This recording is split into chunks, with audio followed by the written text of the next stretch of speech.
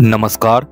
सरस भारत के चेतना सत्र में बनारस की तस्वीर से आइए रूबरू होते हैं। पिछले दिनों भारत की सांस्कृतिक राजधानी बनारस के निकटस्थ प्रमुख railway station Pandit Deendayal Upadhyay junction में किताबों की उजड़ती दुनिया की पड़ताल करने का प्रयास किया गया था और इस पड़ताल में हमने सर्वोदय बुक स्टॉल का रैंडमली परीक्षण किया था।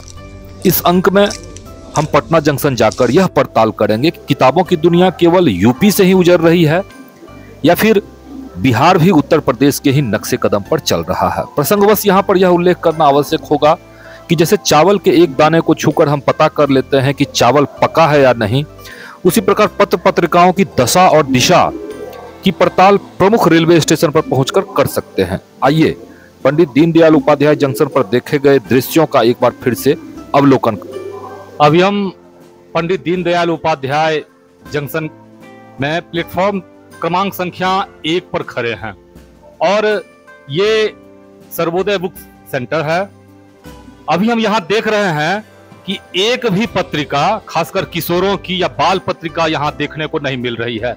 एक समय ऐसा हुआ करता था जब मुगल सराय जंक्शन होता था तो यहाँ पत्र पत्रिकाओं की अंबार हुआ करती थी और किशोरों की पत्रिका नंदन, चंपक, सुमन, सौरभ से भरे पड़े होते थे और जैसे ही ट्रेन रुकती थी अभिभावक दौड़ते थे पत्र पत्रिका की ओर और अपने बच्चों को उपहार किया करते थे।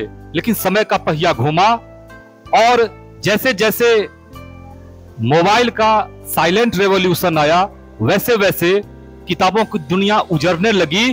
पत्र पत्रिकाएं हमारे सांवेगिक विकास में, बच्चों के सांवेगिक विकास में महत्वपूर्ण भूमिका का निर्वाह करती है। ज्ञात हो कि बनारस न केवल भारत की सांस्कृतिक राजधानी है बल्कि हिंदी साहित्य के इतिहास के आधुनिक काल में नवजागरण के अग्रदूत भारतेंदु हरिश्चंद्र ने खड़ी बोली का नवपौध पहली बार यहीं पर लगाया था। कथा सम्राट मुंशी प्रेमचंद और भारतीय संस्कृति के उज्जवल व उदात्त पक्ष से परिचय कराने वाले जयशंकर प्रसाद ने एक साथ मिलकर हिंदी साहित्य का ऐसा बिरवा लगाया जिसकी शीतल छाह में हमें आज असीम मानसिक शांति मिलती है। सच तो यह है कि उत्तर भारत की सभ्यता, संस्कृति और तहजीब को अगर आप भली भांति समझना चाहते हैं तो जयशंकर प्रसाद और प्रेमचंद की अंगुली थाम लें। इनसे बेहतर परिचायक आपको कोई दूसरा मिल ही नहीं सकता। वाराणसी में प्रवाहित कलकल छलछल गंगा से रैदास की अनुगूंज सुनाई पड़ेगी। मन चंगा तो कठौती में गंगा। कबीर तो इसी उफनते गंगा में जन्म लेकर मानवीय मूल्यों की स्थापना करते दिखे। हिंदी साहित्य में आलोचना की बेहतरीन जमीन तैयार करने वाले और जेएनयू के भाषा विज्ञान के head of the department Namvar Singh को भी मां गंगा ने ही पाला पोषा।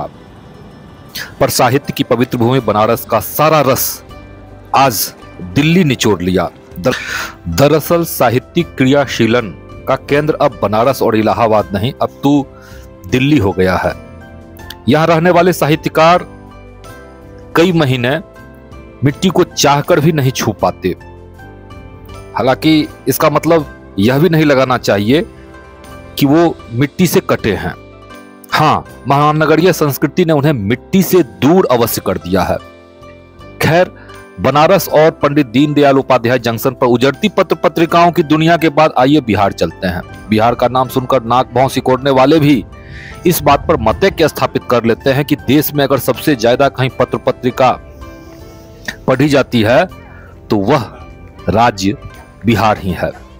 पर अब धीरे धीरे बिहार में भी डरावना परिदृश्य नजर आने लगा है। पत्र पत्रिकाओं की दुनिया यहां भी उजड़ने लगी है। आइए इसकी पड़ताल करने के लिए सीधे पटना जंक्शन की रुख करते हैं। जैसे मुगल सराय जंक्शन पर कथा सम्राट प्रेमचंद और काव्य सम्राट जयशंकर प्रसाद पत्र पत्रिका खरीदा करते थे, ठीक उसी प्रकार पटना जंक्शन पर राष्ट्र कवि रामधारी सिंह दिनकर और हिंदी साहित्य के दूसरे प्रेमचंद फणीश्वर नाथ रेणु पत्र पत्रिका खरीदा करते थे। पटना जंक्शन के प्लेटफॉर्म क्रम संख्या 1 पर स्थित व्हीलर मल्टीपर्पज स्टॉल को आप गौर से देखें। कभी यह स्टॉल पत्र पत्रिका का बड़ा ही प्रतिष्ठित विक्रय केंद्र हुआ करता था। पत्र पत्रिका क्रय करने वाले क्रेता का कभी यहाँ तांता लगा रहता था, पर लोगों की अभिरुचि इस कदर परिवर्तित होती चली गई कि वो यहाँ पत्र पत्रिका खरीदने के बजाय जंक फूड, वाटर बॉटल और पेपर शॉप खरीदते नजर आते हैं। व्हीलर मल्टीपर्पज स्टॉल के ऑनर से जब इस संदर्भ में बात करने का प्रयास किया गया तो उन्होंने बड़े ही उदासीनता के साथ चुप्पी की चादर ओढ़ ली, मानो वह कह रहे हों कि डिमांड और सप्लाई के अर्थशास्त्रीय नियम के आधार पर ही बाजार संचालित होता है। कुरकुरे और लेज जैसे जंक फूड की जब बाजार में मांग हो तब पत्र पत्रिकाओं की महफिल सजाना क्या बुद्धिमानी है? आइए अब स्टॉल पर रखी गई पत्र पत्रिकाओं को गौर से निहारें। बुक स्टॉल पर प्रतियोगिता दर्पण, Manohar Kahaniyan, Chacha Chaudhary digest, Vanita, Grihalakshmi, Mukta, The Week, News Heart, Frontline, Outlook, India Today और हंस जैसी पत्रिकाएं विक्रय के लिए उपलब्ध नजर आई। पर क्या ये पर्याप्त है? पत्रिकाओं की संख्या क्या इन्हीं उंगलियों पर गिनने लायक है?